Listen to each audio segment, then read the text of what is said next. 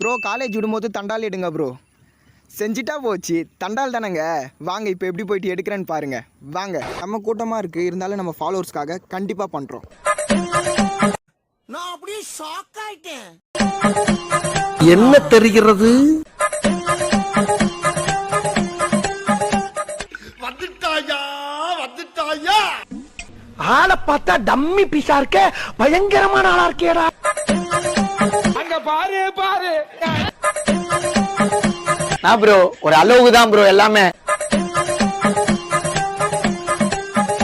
என்ன இது?